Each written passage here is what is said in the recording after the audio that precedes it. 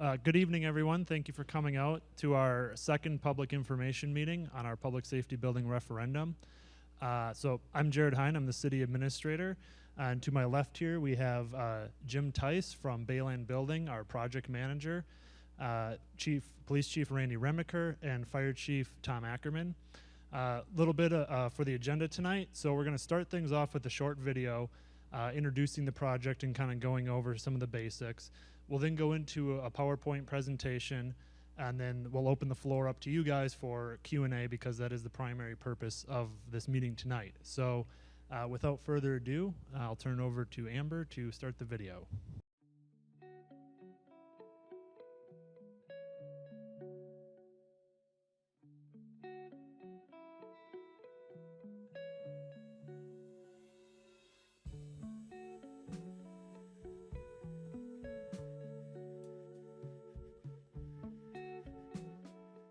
Hi, I'm Chief Tom Ackerman for the Algoma Fire Department Rescue Squad. I'm responsible for the fire department and EMS groups for the city of Algoma and townships that we serve in our area. Well, I think the biggest impact here is for the health and safety of both our employees, our firefighters and EMS group, along with the citizens that we serve.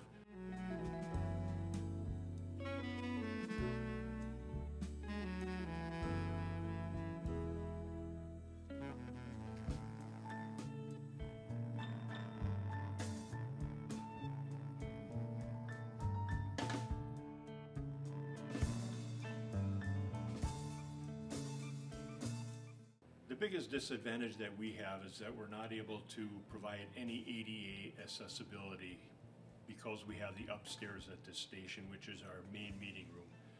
Also, the restrooms that are on both floors are not compliant with the ADA regulations, so it'll be a big improvement that way.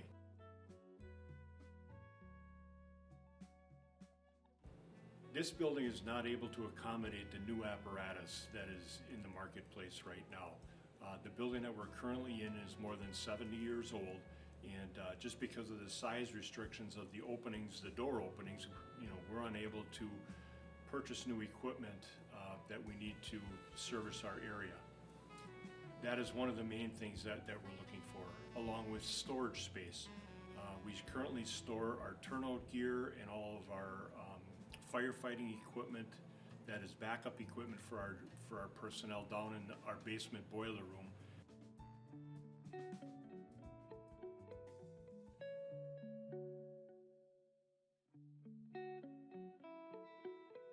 We aren't able to store any of our EMS supplies in a place that is secured, as we have different medications and things that should be secured with proper ventilation and storage conditions. So that's another large area of concern that we have. With the health and safety of our personnel in mind and the cramped spaces that we have in our current station with putting on and off their turnout gear, moving this to an isolated area away from the apparatus floor is going to be a huge impact to our personnel.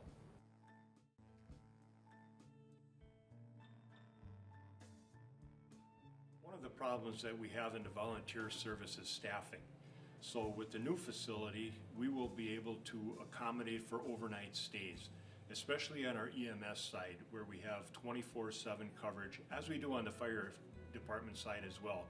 But in order to staff that 24/7, to have somebody available in town to respond to a citizen need for an ambulance call, we have to have personnel available. And the new facility will have dormitory areas included in it where we can have outside resources or have people from the outside come in and spend a day or night or weekend in that facility where they have sleeping quarters, they'll have a lounge area, they'll have a kitchen area where they can prepare food for themselves. Just makes it much more accommodating when we are shorthanded with our current staff, where we can reach out to the surrounding areas and bring personnel in to help us out to meet those needs.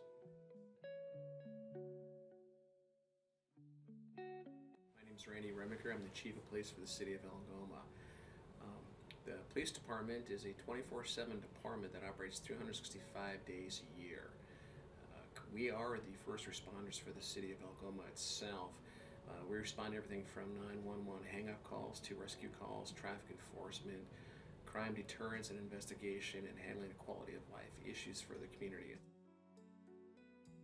In our current facility, our biggest two issues we face is accessibility and, of course, the aging of the building of itself. We currently operate on 2 floors of this old city hall. Since we're located in the basement, which actually is the old county EOC and bomb shelter, it's not easy for people to come down and talk to us and actually interact with us, which is a problem we're trying to deal with the community, being accessible to the community itself. Currently, you have to navigate several hallways and small, narrow stairwells to get down to the basement. And of course, since the building's 113 years old, there is no elevator. Many of the rooms that are allocated to the police department we don't use because of their disrepair and the fact that it's just not secure. Additionally is our equipment. We do not have a garage to park our squad cars in, and our squad cars actually hold and carry a lot of equipment that we use to conduct our jobs, such as our computer systems, our medical equipment, such as defibrillators, and other equipment. Additionally, an issue we have right now is our location of the building itself. Our parking lot's located right next to the elementary school, which can be problematic given the fact we really don't want emergency equipment coming and going right next to the entrance of the elementary school. So having a new facility would actually enable us to better perform our duties and actually serve the community itself. The purpose of the police department is to affect and improve the quality of life. How that helps us is having a place where we can interact with the community here where they feel safe and secure, versus us meeting in a parking lot is huge and can pay dividends. Currently, we have to meet in a parking lot to talk to someone when they come to the police department, rather actually than having a window or actual lobby to talk to someone. It would also help us enable to do our jobs better by having that maintenance area to support our equipment and our databases and also our vehicles. So when the need is there to help someone in the community, the vehicles are ready and the equipment is ready and the officer is able to respond in a timely manner to help the individuals in the community.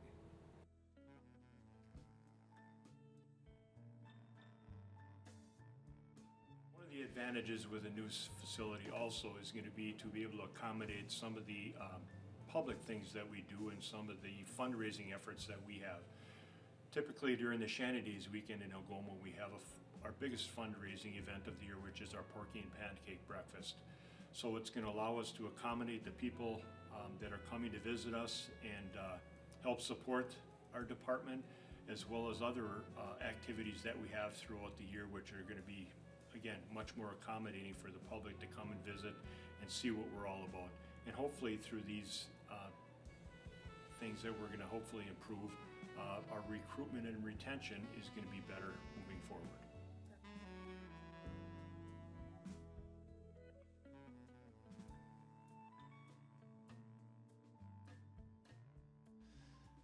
Okay, so with that, we'll move into the slideshow part of the presentation, and then we'll open it up to some Q&A later.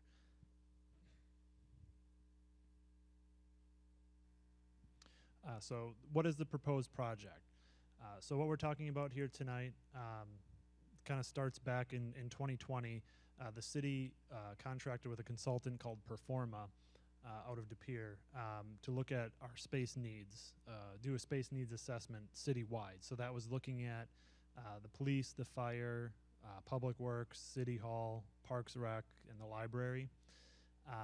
And with that, they concluded that when they looked at the totality of the city properties, we had adequate square footage, but it was not being efficiently or effectively utilized to the greatest extent. And with a couple of our buildings, primarily City Hall and the fire station, we had some Americans with Disabilities Act, or ADA accessibility concerns. And it was concluded that it'd be very expensive to renovate our existing space. And so one of the recommendations that came out of that study was that we would that we build a new public safety building to include the fire, police, and EMS. And the location was designated in our industrial park, as I'll show you later. So why do we need a new public safety building? I think the video did a great job. The two chiefs here did a really good job explaining that. But to put it more of a fine point, our current fire station is undersized and lacks proper accessibilities, both for our volunteers as well as the public to actually go to the station. Our vehicles, as the chief alluded to in that as well, do not appropriately fit within our apparatus bays in there. And so we actually have to custom order our vehicles in order to fit into the smaller and the more confined spaces. So that actually adds cost to our apparatus when we're purchasing that. And we're talking when we're talking about this, we're talking about your fire engines, your ladder trucks, your ambulances, and so we're not talking really minor things. We're talking expenses that add up pretty quickly. And again, as you saw from that video, we have very cramped quarters for our volunteers when they're coming in and responding to a call. They're basically, they have inches between them and these vehicles. And when those vehicles are running, you can imagine they're trying to put on that really large and heavy turnout gear, first shoulder to shoulder with each other, but then they're also doing it, inches from the exhaust coming out of these vehicles as well. So there's a safety concern there as well. And then as far as the police go, due to some IT security needs, we had to relocate the police department into the basement of City Hall. And so it took what was already pretty limited public accessibility and reduced it even more. But again, we had to do that to comply with some IT, some information technology security standards there. And so there's basically no ADA accessibility for the police department. And as far as garage space, well, as you saw, there is no garage space. So when you could see in that video, we had our squad cars covered in ice and snow during this time of year. And then they're out in the elements 24/7. So here, just taking a look at some of these photos to give you an idea of exactly how little room for error there is. As you can see on the image on the left, that's a mirror of that fire engine. That's how much space our guys have when they're either departing or entering the garage, usually almost in reverse. That's how much room for error they have when they're doing that. And this is why we need to have these vehicles custom ordered. And then you can see on the other image with the ladder, I believe there's 1.5 to 2 inches to spare there, which means if there's ever a snow event, that sidewalk has to be cleared down to the pavement. Otherwise, as soon as the vehicle hits that ice or snow and it elevates the truck, that door is going to be moving in ways it's not intended to. And again, here's to show the kind of the tight quarters of our apparatus space. So again, the image on the left here shows how little room for error there is when backing these vehicles up, bumper to bumper in our garage. And then here's the image I'm talking about with our guys when they're putting on their turnout gear. They're basically shoulder to shoulder and their backs are up against one of our vehicles. And keep in mind, that vehicle would be running at this time as well, so they have exhaust basically blowing right on them. So where would the facility be located? So the proposed location we have would be on the west side of Sunset Avenue on the intersection with Feld Street.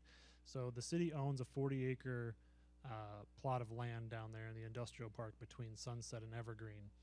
And we identified this location for a number of reasons. First, it's a city-owned parcel, so there would be no cost to the city to acquire this property. Two, the chiefs indicated that this would actually be an ideal location for such a station because it has easy access to and from the two major thoroughfares, highways 42 and 54, here in town, which would allow them to get to calls quicker.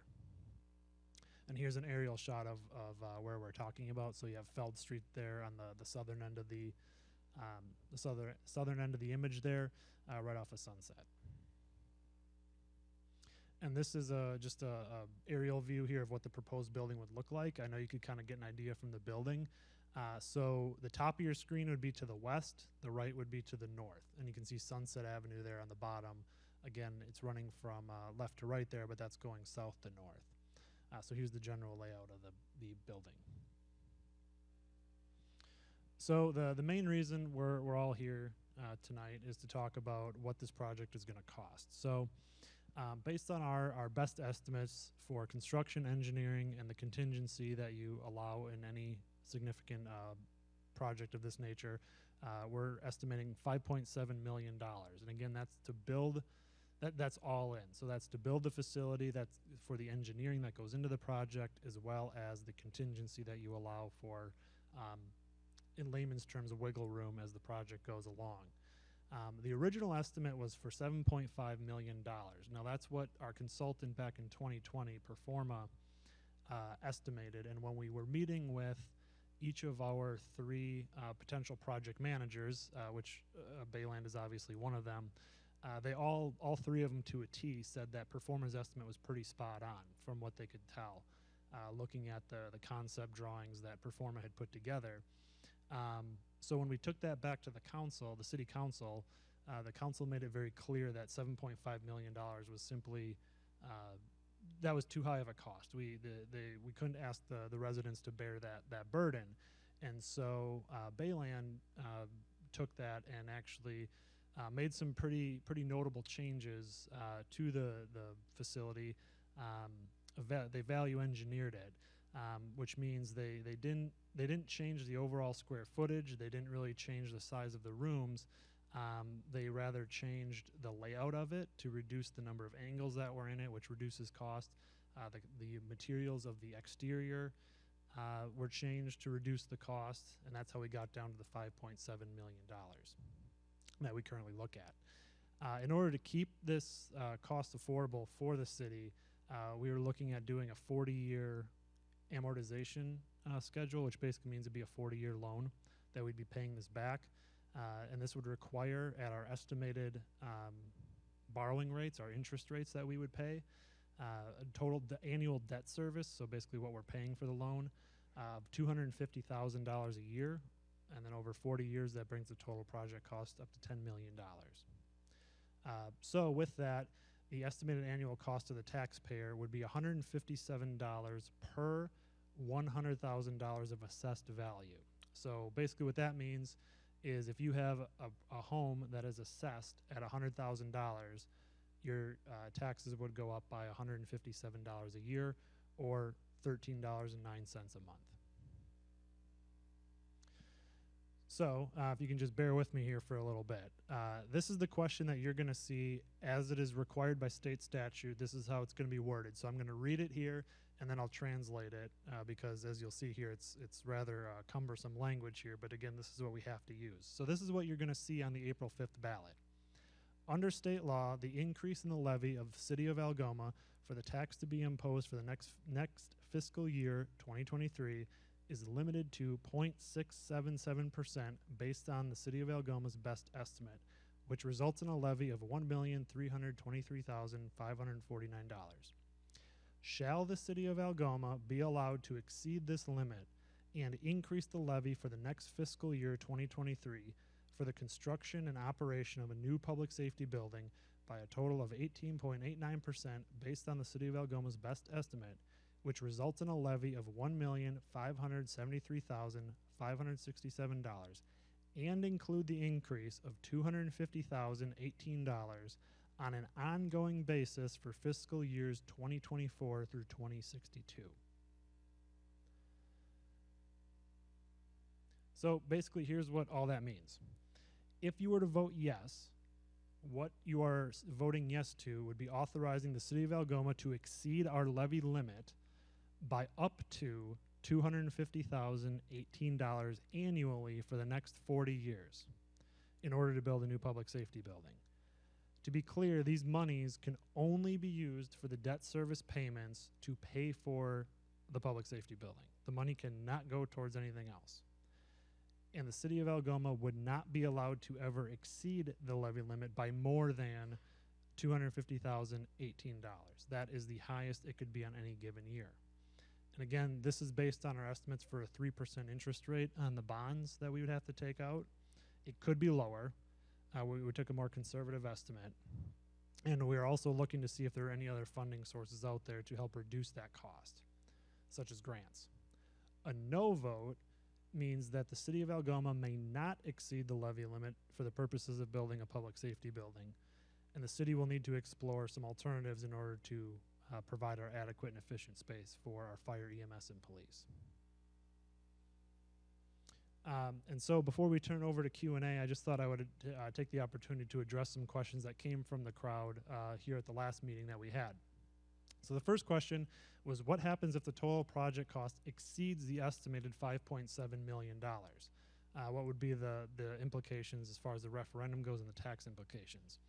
The simplest way to put it is that we wouldn't be able to do the project. Unless we're talking about a minimal amount, there's really no way for the city to afford this project without exceeding the levy limit by this referendum. And so, in other words, if the referendum were to pass and we find out that the building is going to end up costing more than $5.7 million, we're not going to be able to move forward as proposed.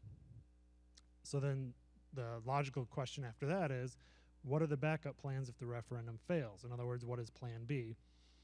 And the simplest way to put it is that there really isn't a plan B other than to look at now investing in the properties we do have and trying to renovate those. But really that, I think it's worth mentioning that we came to this proposal as sort of the best alternative. We've looked at some other options as far as existing facilities or renovating what we have. And I think it bears mentioning here that, in order to bring the buildings that we have up to where we need them, it would be about 60 to 70% of the total project cost to just build a brand new building. And again, that wouldn't address some of our biggest concerns anyway. That would just be to get the buildings to I would classify it as temporarily acceptable, because we are talking about, in the case of City Hall and the police department, a 113-year-old building. And in the case of the fire department, I think we're talking about a 70-year building, give or take. So in other words, plan B is we go back to the drawing board and see what we can do, short of building a new building here. So then what steps, another individual asked, what steps are we taking to help reduce the cost of this project? Specifically inquiring about grants. The simple answer there is, we're always looking, city staff are always looking for grant opportunities and other ways we can help reduce the cost of the taxpayer. There aren't really any grants that are out there for building a new public safety building, but what the chiefs are more or less tasked with doing here are looking for grants that will help reduce the cost of some of their necessary equipment. So for example, in the case of the fire department, if there are grants out there to reduce the cost of the turnout equipment or the breathing apparatus, anything like that, or in the case of the police department, if there are grants out there to help reduce the cost of radios, computers, anything like that. So obviously not necessarily big ticket items, but over time, it all adds up. So looking any way we can to save money on that front. And then another question that came up was, can there be any additional savings realized through changes to the construction materials? And the specific example that was cited was when the gentleman was looking at the video, he noted that the apparatus bay doors were made of glass. And he asked, well, wouldn't it be more energy efficient and cheaper to have metal apparatus doors? And a couple of things I would note with that is, the technology's come a long way in that specific case, like with a glass door versus a metal door. And there's actually some energy efficiencies to be gained, like in the winter, for example, from a glass door, because you've got the sun coming through and naturally heating the building more. But if we're going to take more of a macro view of it, I think Bayland has already done a really good job, as evidenced by how much they were able to reduce that cost from 7.5 down to 5.7 million, largely through changes to the overall layout and when it came to the exterior, the construction materials of the facility. If you want to speak, our city clerk, Aaron Miller, will then bring to you a microphone. We do ask that if you wish to speak, that you do use the microphone, because we are recording this and we're going to upload this to our YouTube channel. And so in order for the benefit of the viewers of that, in order to hear their questions, we need you to speak into the microphone. My name is Dawn Kidd. Can you hear me? And my question is, in the design for Bayland, do you have contingency funds in case something goes wrong or prices go up on one product over another since you did the design? So I'll turn over to Jim here in a second, but yes, we do build into the total project cost a contingency, and I do know that Bayland budgeted pretty conservatively, especially given the current economy with building materials. They budgeted pretty conservatively for that side, but that is also why we do have a contingency built in to the total 5.7 for exactly that. But I'll turn over to Jim here to get into some more detail. Yeah, from a design standpoint, even although we value engineered it, we looked at it, very thoroughly to make sure we were not coming in with an overinflated number. Not knowing, again, this was back in October that we established these numbers. So of course, the experts at that time were projecting it to start flattening out and start coming down. That has not happened. Inflation's continued to rise. So we will do everything we have to do, and again, if we have to relook at changing some specific materials to help with costs, we will certainly do that. Again, we need to maintain and come in at or below the budgeted amount, or the project does not happen. Hi, my name is Tony Aristus. My question is, if the referendum goes through, what does the city have plans for doing with the old fire building? Will they put it on the market, or will it just be repurposed as part of another city department? Great question, thank you. So right now, tentatively, the plan would be to sell that property and sell that facility, but ultimately, the council will have to make that decision when the time comes. But from what I can tell, and certainly as our discussions have gone, that would fully be the intention, would be to sell it and get it back on the tax roll. I had one other question that sort of came to mind at the beginning of the PowerPoint presentation. I don't know the exact words, but basically City Hall was deficient in space and or that kind of stuff. Since the city government portion of this isn't included in the public safety building, what's the plans for renovating and doing something with the old building, or is City Hall going to move somewhere else, or what's that aspect of it? Really good question. So right now we're making City Hall work.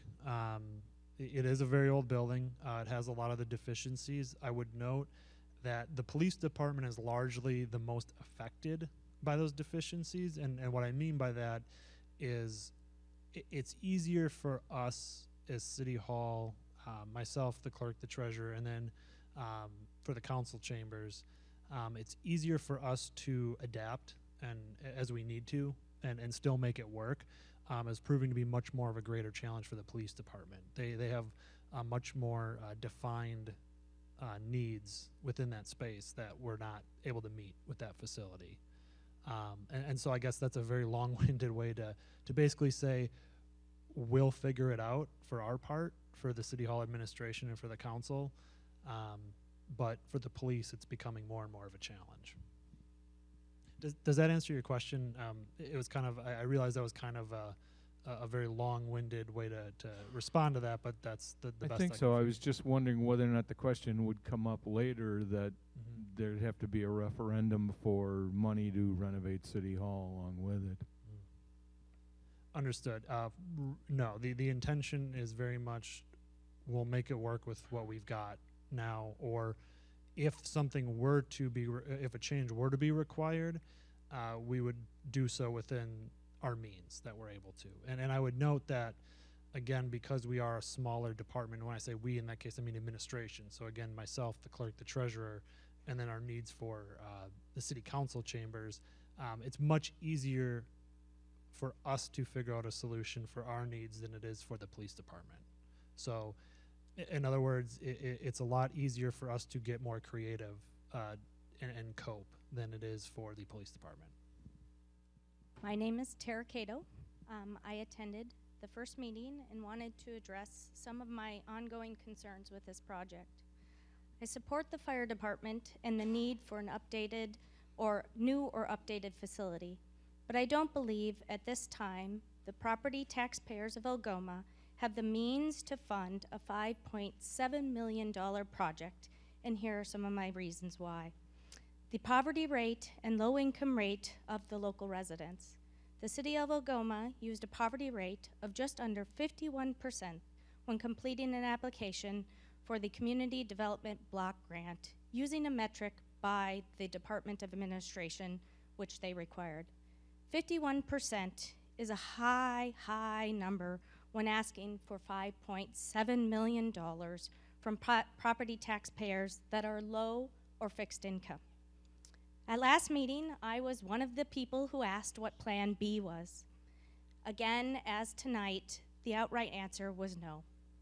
While I appreciate the honesty, this is concerning.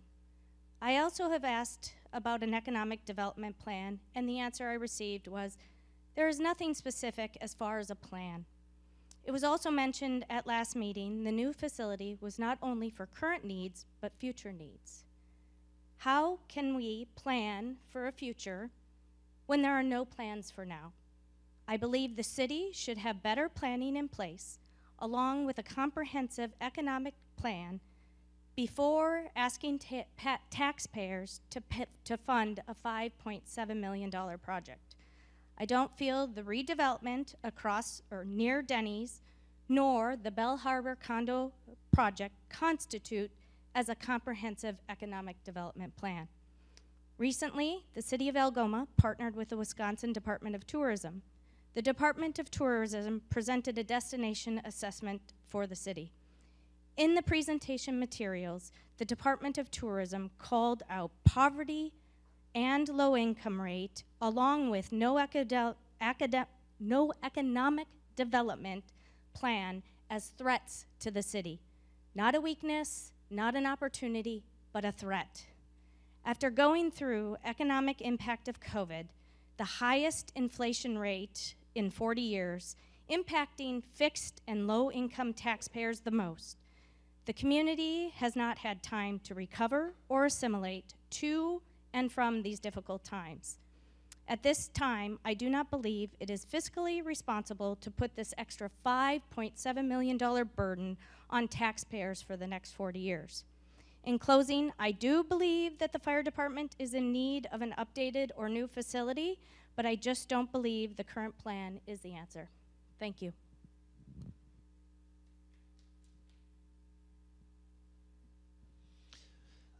So you brought up a lot of good points there, and I would just like to respond to a couple of them. Primarily the price tag and the tax burden. I think that's obviously the most pressing matter here.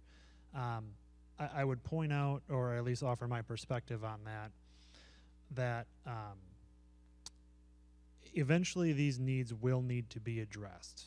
I think that's a fact we can all agree on. At some point or another, we need a new facility or facilities for our functions in order to provide these services. The other side of it is when it comes to the price tag and the cost of it, I can sit up here and very confidently tell you that price tag is never going to go down. It is never going to be cheaper. So $5.7 million, while yes, is a very high price tag, the longer one waits, the more and more that number is going to go up. And so while I understand that it is a significant price tag and there is a tax burden then to be had, waiting only drives that up more. It would be the equivalent of opting not to replace the transmission in your car to save money now, but eventually that transmission is going to go bad and lead to far greater problems, and now you need to buy a whole new car. And so I guess my point there being waiting is actually going to increase the price. Now, that being said, I very much understand and appreciate the concern and citing the fixed income and the poverty rate. And as far as the lack of an economic development plan, I would just point out that for example, you cited the Bell Harbor condo project and the redevelopment project by Denny's.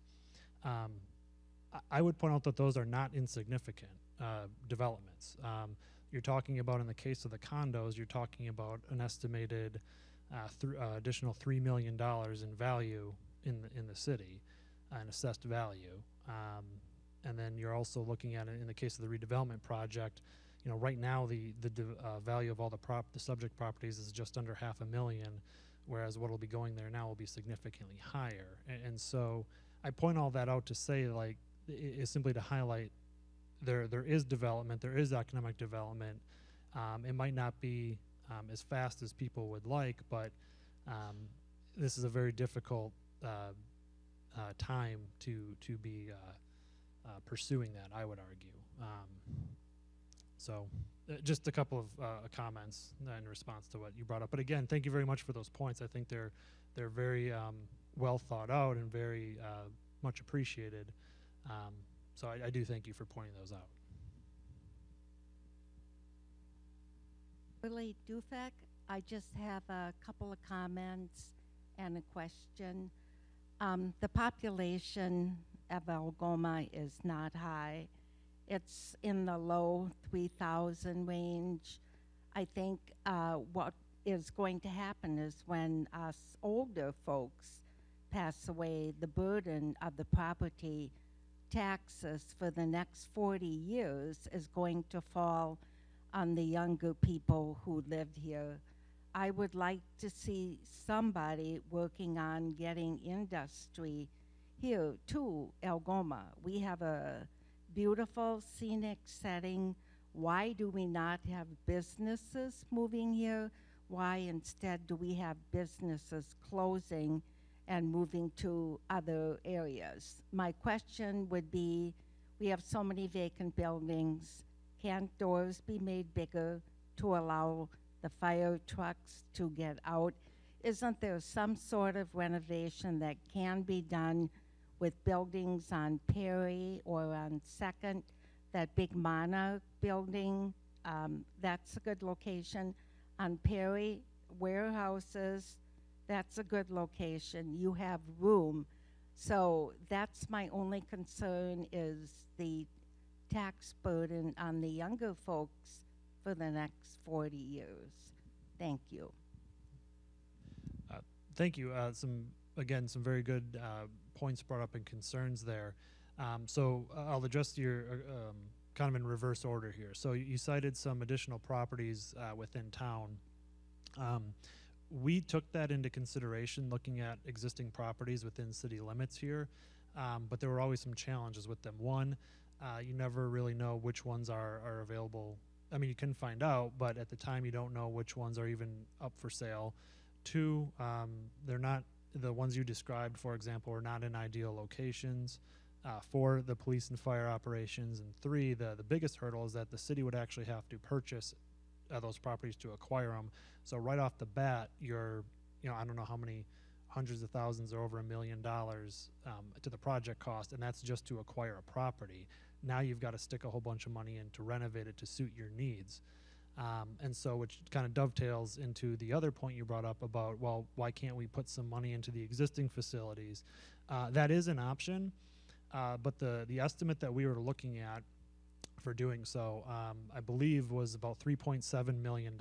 So while obviously $2 million less than building a new facility, you're spending over half of that to simply retrofit your existing buildings and only buy, I can't say how much time you're buying, but you're certainly not buying as much time as a new building would. And so dollar for dollar, that would be a worse investment in our estimation. And so that is why that is not the recommendation. But again, I think that would have to be reconsidered if the referendum fails as a plan B. But at this time, we just don't view that as the wisest investment of our dollars. Anything to add?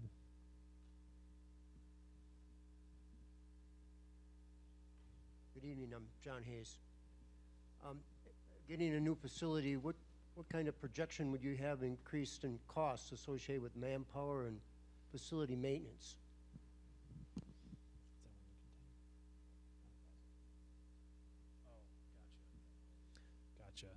Gotcha. So I can't provide you with an exact dollar for that, an estimate, but there would be some additional maintenance costs and potentially with staffing, although unlikely. But I think it also is worth pointing out, particularly in the case of the fire department, there would be some savings on energy efficiency, because right now we'd be comparing a 70-year-old building to a brand new energy certified building, which would have reduced utility costs with it. So overall, I don't know what exactly that increase would be. I can say that we're definitely able to accommodate that with our operations, but I cannot provide you with an exact dollar amount. First of all, I think it's kind of wrong for you not to bring us two different options, because every time somebody brings me just one, that really irritates me, because you're trying to tell me take it or leave it, it's what we want, and we don't care what you think. The second thing is, when I was watching you show all this video, it almost looked like you had 30 to 40% more room than you really needed in that thing. I mean, I don't know how many fire trucks we got, but that's one of those buildings you can add on to as you go along in the future. And I'm wondering about that. Okay, so I'll turn over the chief to address the space needs there.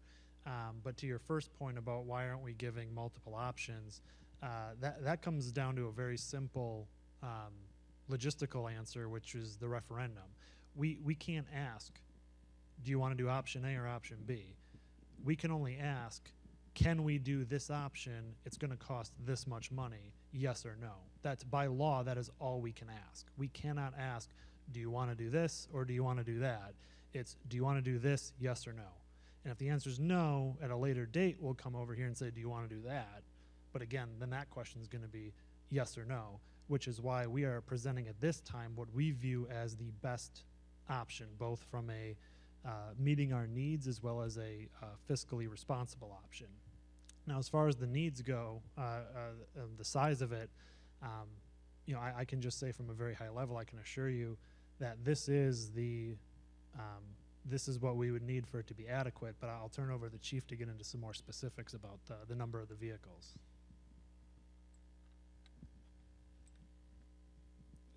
Just taking a step back a little bit and I'm going to go back to our space needs assessment, which was performed, it was about 2 years ago.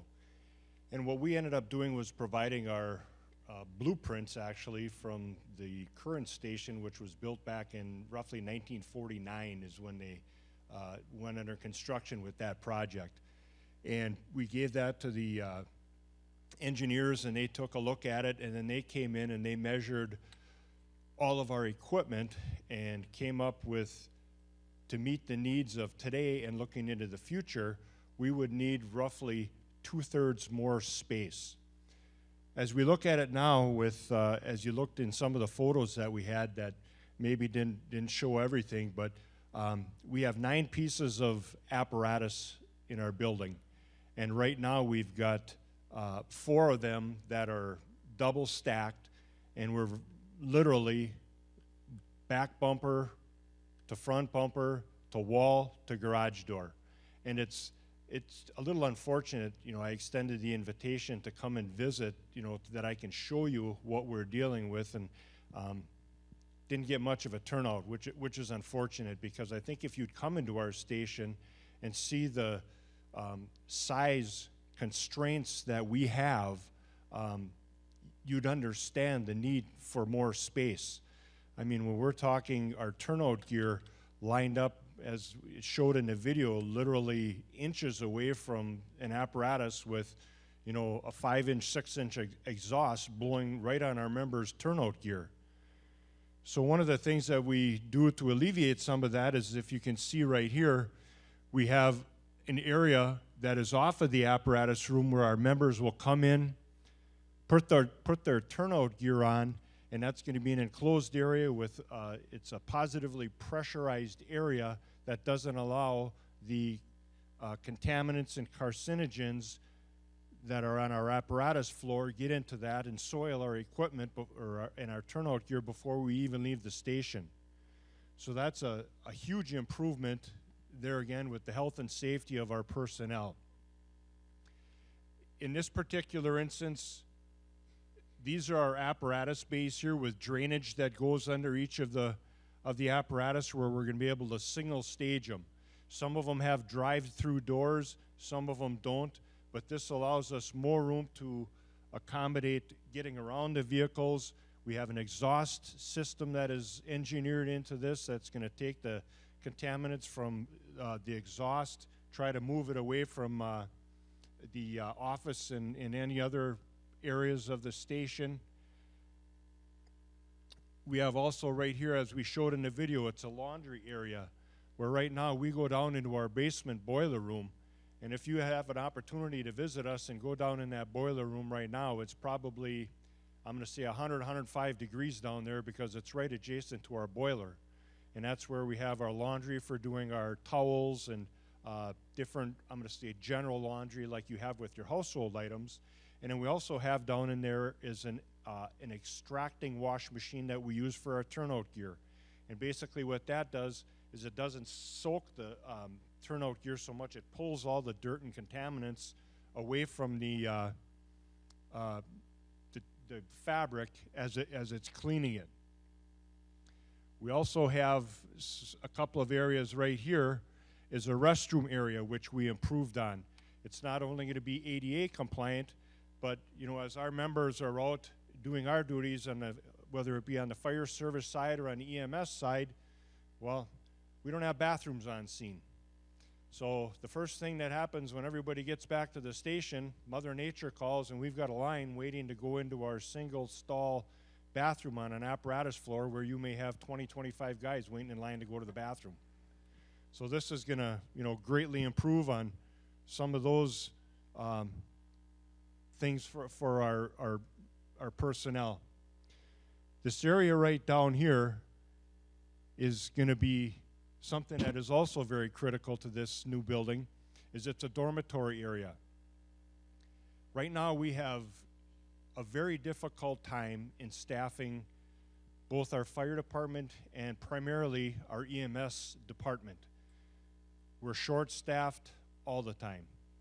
So what this allows us to do is to bring in outside resources, as mentioned in the video, where we can bring in personnel from other areas in the area or even farther away to come in and spend a weeknight, a weekend, spend their time there, and they also have sleeping quarters in there that they can, you know, have a bed. There's a small nightstand there, a small workstation. We've got showers to accommodate. We've got a lounge area. We've got a small kitchenette area over here. We also incorporated into this area right here because some of the people that are coming in to serve on our EMS staff are coming in and doing their regular day jobs.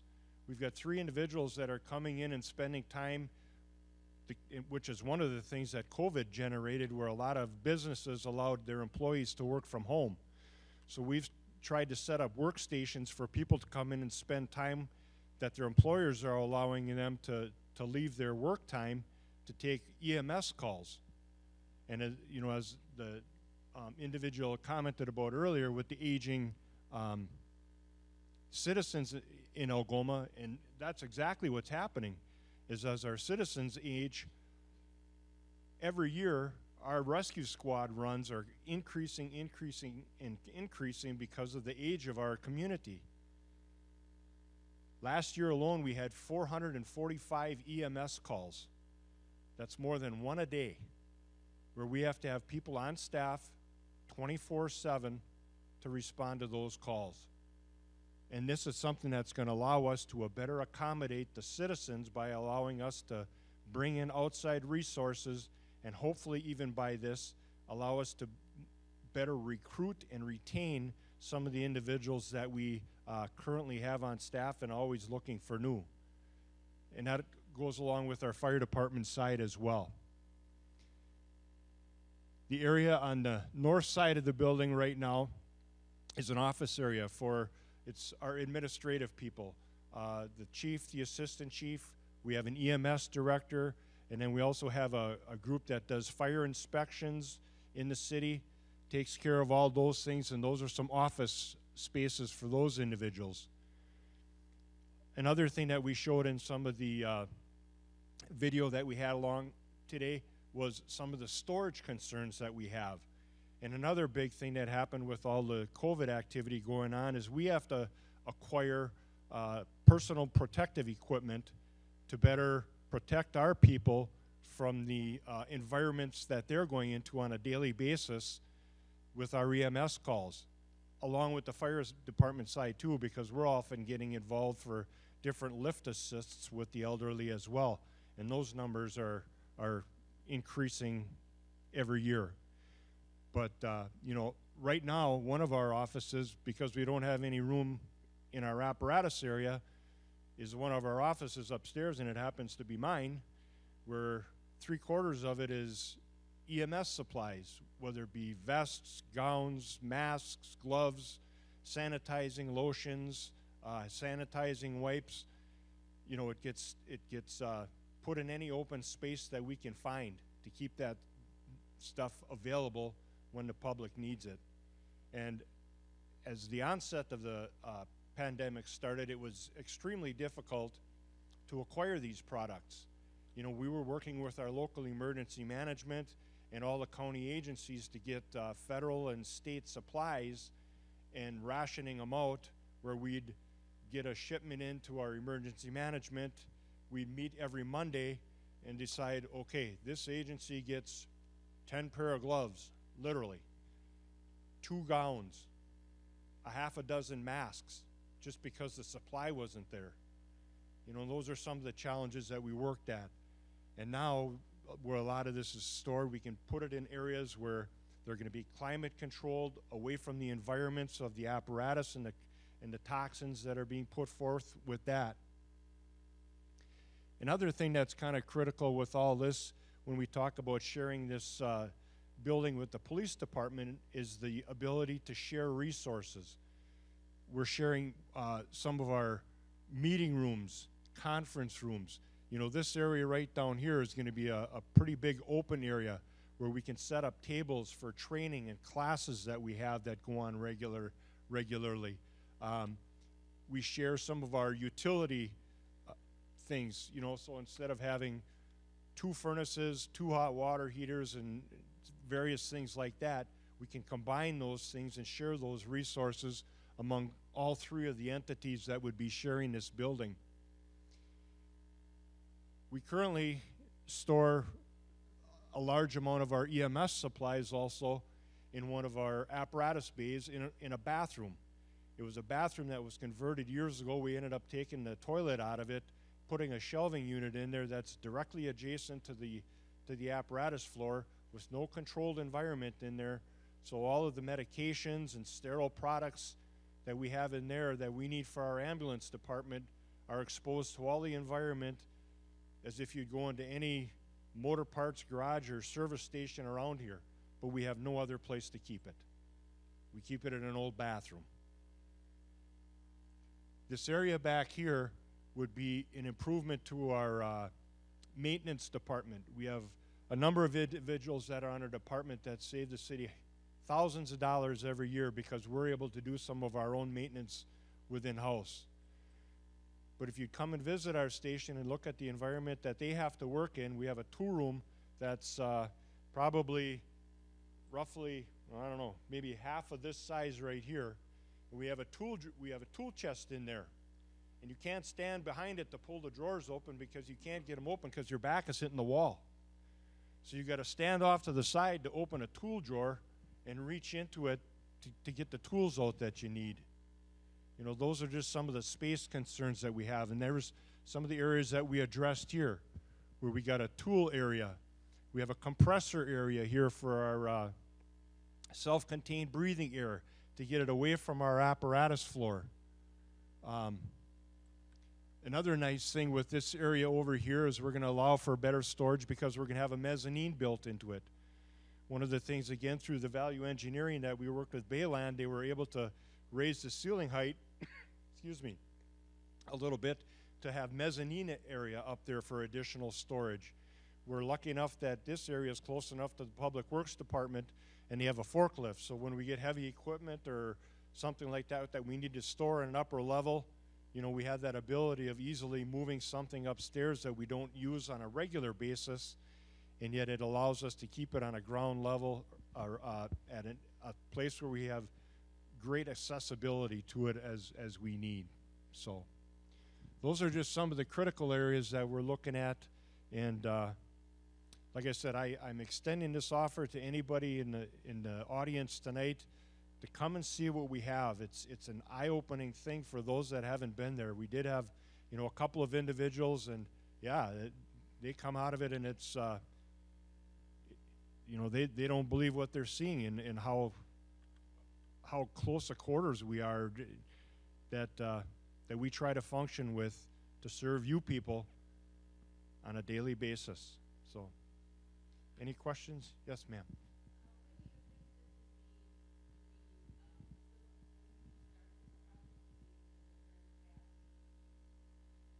I'm going to just touch base with that. You want to? Through working with Bayland, you know, this is something that they feel that we would be able to start yet in 2022, correct, Jim? You know, they've got, you know, the plans are drawn up and ready to go, and, you know, if this would pass in the April vote, we would be able to start sometime early summer. Fall? Yeah, he's saying fall, right? But in 2022. Yes. Here we go. I'm concerned about the bidding process. I don't know if I'm getting feedback. Stand Too by. close? Okay. What is Bay Lake's role in this? Are they the architect? Are they the designer? And then along with that question, have they been paid for what they've done to date to the point where eventually when this goes to bidding, is the bidding competitive? Or do they have, all respect to Bay Lake, do they have a competitive advantage because they've done the preliminaries? No, I can answer that. So we are the construction manager, so we're a design construction management firm. So from a design standpoint, right now we haven't charged a single thing. If the referendum fails, we don't come back and look for monies. We're here to help, you know, the citizens out and, you know, get you what you need. So from that standpoint, we are a construction management firm. We do self-perform work. However, we're like anybody else. We would have to competitively bid it, put it in a sealed envelope, and submit it to the city. The city opens it up, all the closed bids. So again, we do not have to, although we self-perform it, we're not guaranteed any of the construction work.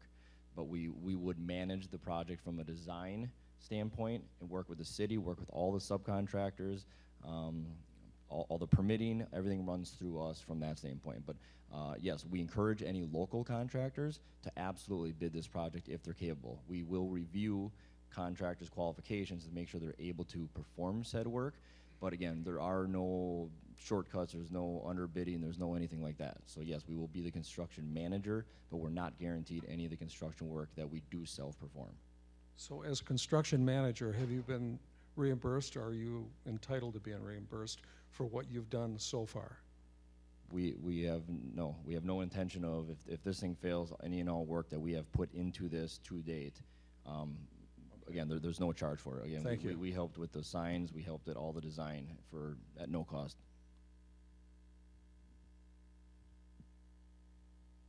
Is this on? Tom Romden, 70 Sunset at Algoma.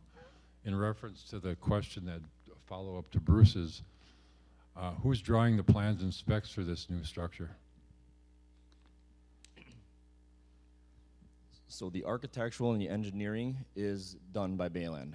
We have our own in-house architects, engineers, so they are licensed. All the architectural and structural engineering for this facility will be done by Bayland Buildings. As far as the HVAC, electrical, plumbing, fire protection, those will be drawn by third party outside of our realm. And the reason those plans are not prepared is because, you know, they're going to charge. You know, like I said, our services right now on the preliminary side, there's no charge. But once the third-party engineers and everything get involved, that's when they incur the fees.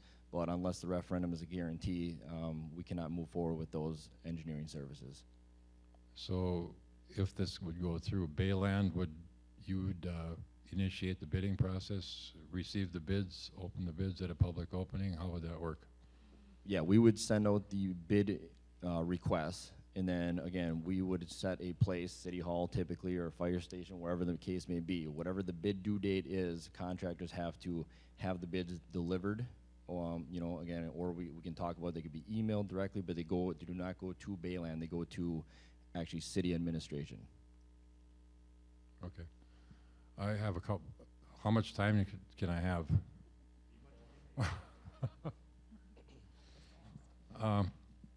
What are the things in reference to the $5 million proposed cost of the building?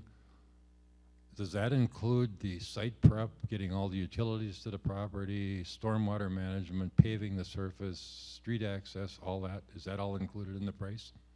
Yes, it is. And the 5 points, is there any way, can you guarantee that that 5.7 is going to be the price? The reason I asked that question is because, as you know, the county is working on a jail project right now, and that's been in the process for probably 3 years. And we had a meeting a couple weeks ago in reference to the potential cost of what's being initially proposed, and the estimators can't even give us an exact price because they say we can say, well, we'll build it based on market conditions. So that's kind of a wide open number here. But I'm hoping that if you can do 5.7, that'd be wonderful. But Yeah, so we're living in unprecedented times. Obviously, every time we think it's at a high point, the next month there's an increase, the next month there's an increase. So we will do, again, when we bid it at those rates, at what we had to deal with, not knowing what the market value is. Again, there are contingencies put into the project, but again, if we have to go back, and just because the plan looks like that today, if we have to scale back one way or another, because again, if we do not get to the 5.7 and it's over, the project doesn't go forward. So ideally, I mean, we are going to do whatever we have to do in competitively bidding it. We put together budgetary numbers. Competitive bids will help obviously bring those costs down, but unfortunately the cost of materials, gas, the whole 9 yards is up right now. So we will do everything we can to guarantee, come in at or below the $5.7 million. And if it's not possible because of the standards, then the project does not move forward. thank you for that information. Jared, could you tell the public exactly how this project's going to be funded? Yeah. So Tom and I spoke earlier today, and he had asked this question. So getting into the weeds a little bit here, the logistics of this. So what the referendum is on is authorizing the city of Algoma to exceed our levy limit by $250,018. Now, as far as the how that plays out, let's say for the sake of discussion, the referendum is approved and goes forward. In order to issue this debt as revenue debt, so similar to how our water utility or our electric utility or our wastewater utility issue debt, they are able to issue what's known as revenue debt. Now that means that it does not count towards our general obligation debt. So we have a limit for our general obligation debt of about $10 million that we're able to issue. This would not count towards that because it would be revenue debt. Now, the reason that distinction is important is to Tom's point how this would work. The City of Algoma has what's known as a redevelopment authority. That's actually who is spearheading the CDBG redevelopment project near Denny's. The redevelopment authority would need to, or would initiate declaring the land that this would be located on as blighted, and the redevelopment authority has the ability to issue the debt. And because the city of Algoma would effectively be paying the redevelopment authority, they are able to issue it as revenue debt. And again, we have to go that route in order to actually fund the project because we are not able to issue $5.7 million of general obligation debt.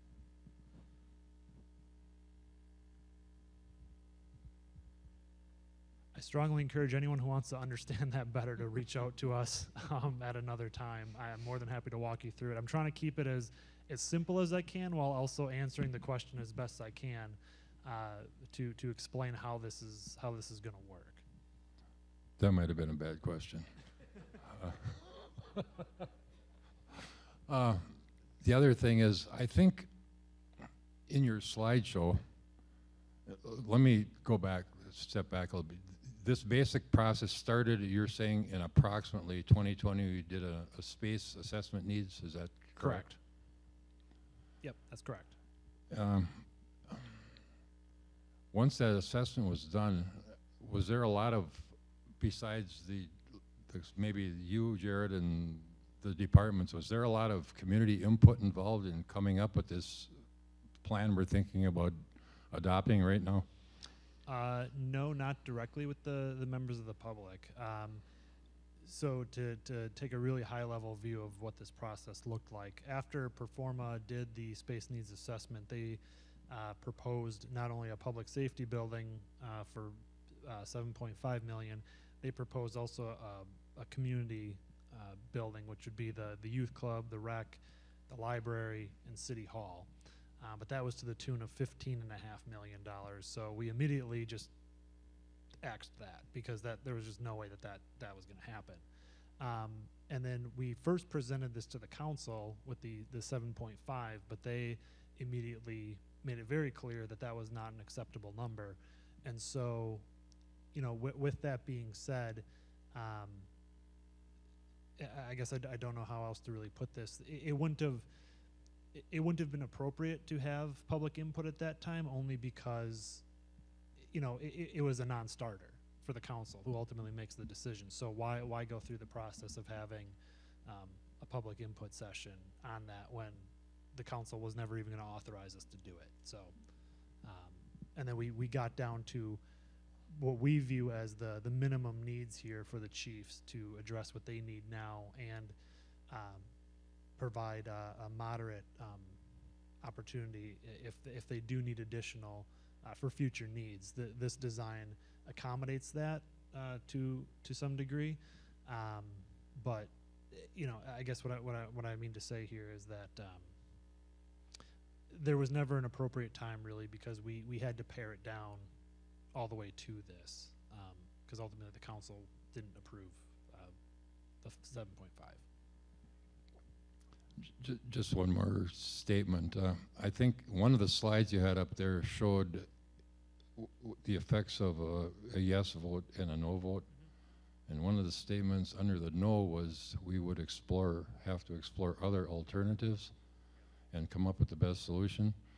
And you know, and I don't know what the other alternatives are either, but are there other alternatives besides 5.7 million?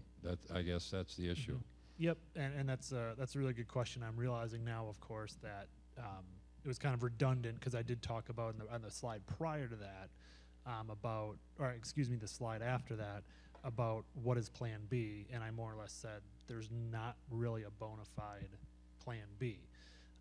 The closest thing we would have to a Plan B would be to, and I forget who asked the question here earlier tonight, would be to look at spending money on renovating the property we do have to get as close as we can. In all likelihood, though, that would also require a referendum because, as I said, as memory serves, I want to say it was about, at the time, $3.7 million to renovate the space that we need for the fire and the police and the EMS. And again, while we have the geo capacity, the geo debt capacity potentially to do that, doing so then would come at the expense of other capital borrowing projects such as your streets. And so we would also have to issue that as revenue debt. And I think that would be far more challenging, only because now the only way to issue that is revenue debt, getting back to your other question, and now we're really getting in the weeds as I start down this rabbit hole. In order to do that, the redevelopment authority, I suppose, theoretically would have to declare our city hall and our fire department as blighted in order to issue debt. So I have no idea what that legal process would look like. And I'd hate to get to a point where you're saying this is blighted just because you want to issue more debt. To me, that's not good business. But anyway, just one more thing, if I may. And I just like to bring this whole thing into perspective to tell you what it would mean personally to me. This $250,000 a year for 40 years, to me, seems outrageous. But anyway, I can with that $250 a year for 40 years, every time, before I even open my tax bill, I know that it's gonna go up $330 a year without knowing that, and that's for 40 years. So if I vote yes, I'm putting this burden on not only myself, my kids, my grandchildren, maybe my great-grandchildren for 40 years out. I think we need to really, as a community, really dig into this and look at what are all the alternatives and what can we afford. You know, I'd like a Ferrari, but I can only afford a Buick. I'd like a 10-bedroom mansion with 10 bathrooms, but I can only afford a 3-bedroom ranch. You know, some of us are on limited incomes, some are on fixed incomes. You know, how much more? We don't know what's coming from the county. The school tax keeps going up. The city levy is probably going to go up every year. County levy. So, you know, where do you stop? Thank you. And I think that's, you know, a very good point. I would respectfully submit to go along with your analogy that what we are proposing here is not the Cadillac, it's not the Buick. This is like your Chevy LS. And no disrespect to Bayland, I want to make that very clear. It's value engineered, but this is like the Chevy, and you know, I think that, again, I would argue that when staff and our consultants and the council look at this, this is what we believe over the course of not only, you know, like right in the short term, but also over the course of time, this is actually the most fiscally responsible route to go, because in the long run, this would be cheaper than continually putting substantial money into maintaining and repairing our existing facilities. So I very much get what you're saying, and again, I think it's not lost on anyone, staff, the council, the consultants, the $5.7 million price tag, and for a community of 3,000. But to kind of bring it back to a point I made earlier, that price tag is not ever going to go down for this type of a building. So if we wait, and that's fine. I mean, that's obviously, it's a referendum. It's up to the public to decide. If it fails, we either need to look at, is it appropriate to stick in $3.7 million into our current facilities? Do we try and look at acquiring a property and renovating it? We really don't believe that such a property out there, one, would exist, but two, even if it did, that would actually be cheaper than building a new one on property we already own. And, you know, three, if it fails, you know, again, you know, right now it's 5.7. Next year, you know, it's probably 6 million, and so on and so forth for the exact same thing. I mean, to the chief's point, it could be pared down, potentially more if needs be. But every time we do that, at this point, we're now jeopardizing our ability to adequately meet the needs, especially if we're looking at a 40-year process here for the building.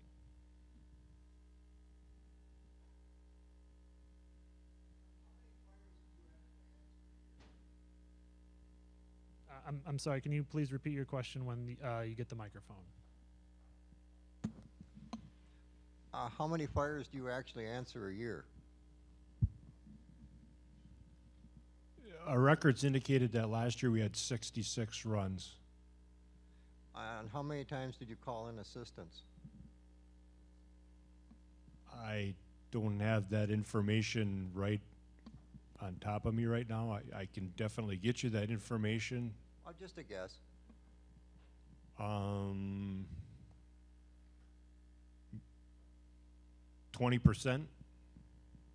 Okay. I have an additional comment. I believe this is an excessive amount of space for a town of 3,200. I did a little bit of research and looked at other fire departments that have similar population size that we do, maybe a little bit more population size. I even looked at, did some research of a population of about 16,000 people, which is 5 times the size of Algoma.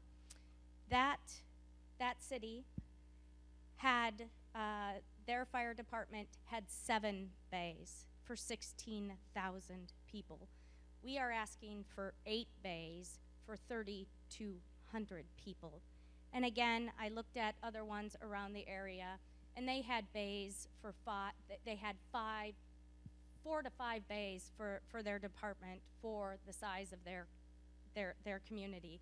Again, I know you talk about growth, but there is not enough growth in this area at this point in time to warrant such a large facility. This facility, even looking at some of the renderings, there looked like there was way more space. So I do believe that this could get down more if we pared it down just a little bit and could get into something to meet the needs. Again, I totally understand that the fire department needs a new space.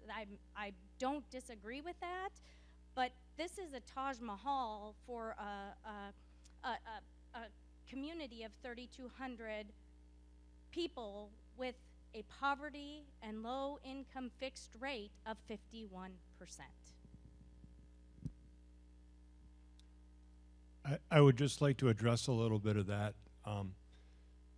First of all, with not knowing the communities that you reached out to with a community of 16,000 people, one of the questions that I would pose to you is, do they do both rural and city firefighting operations? Because when you look at some of that too, the equipment that you need to take on both operations is different. Where when we respond out into our rural areas, we have to have water shuttles. So that's additional apparatus that we have to provide to service our townships, and we serve the entire township of Anapee and portions of Lincoln and Pierce. And the city has service agreement contracts with those townships for fire protection. So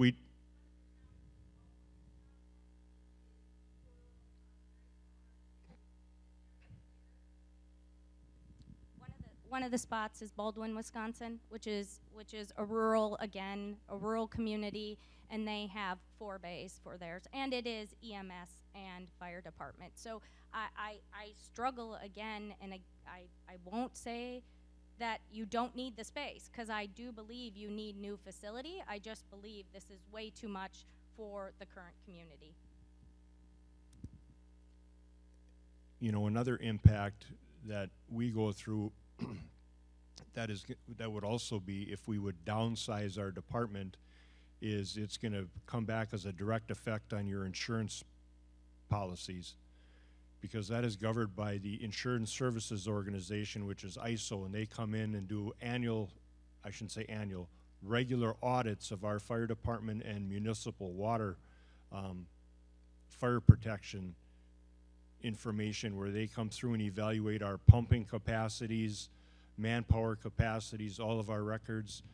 They spend a day with our utilities to make sure that the municipal water system allows for enough water flow to be able to accommodate fire protection services for the area.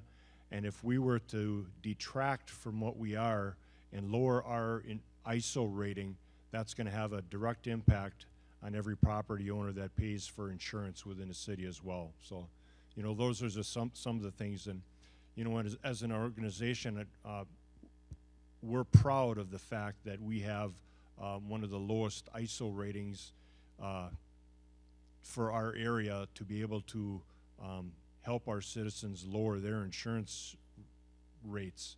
So, and by taking away any kind of capacity that we currently have, is going to affect both your insurance rates within the city and the townships that we serve.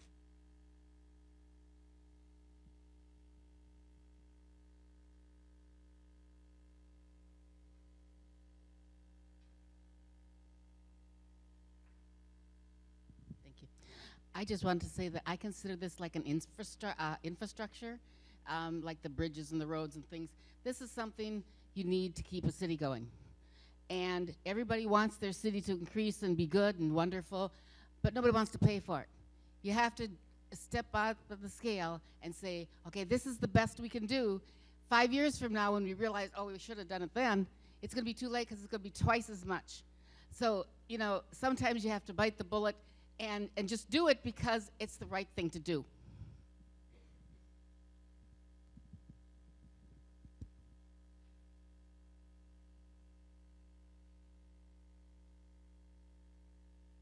I had two more things that I'd like to ask. One, is this building expandable? And the other question is, should the referendum fail, what window of time do we lose before the city can actually do something again with quote-unquote Plan B? Again, two really good questions there. So I'll answer your second question first, and I'll turn over to Jim to answer the question about potential expansion of the facility. So as far as our window, if the referendum were to fail, by law we have to wait until the following spring election to ask the referendum for the same project.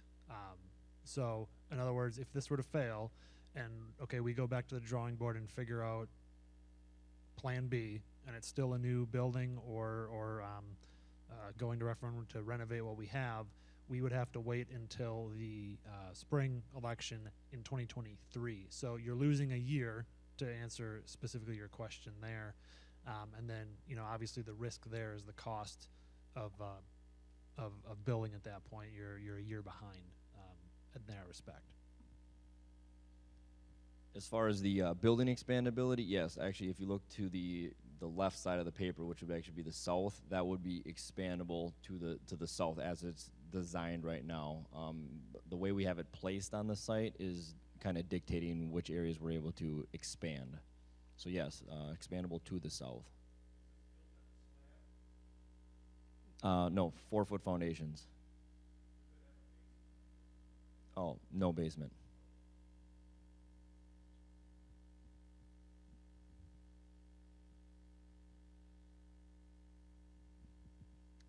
Any other questions?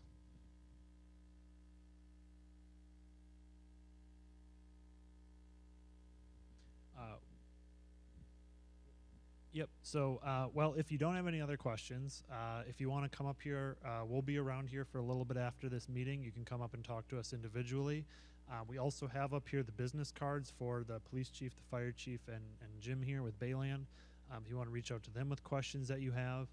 And again, we strongly encourage anyone who's interested to take the chiefs up on their offer to take a tour of our existing facilities. That applies to both the police department and the fire department, to see what we have now.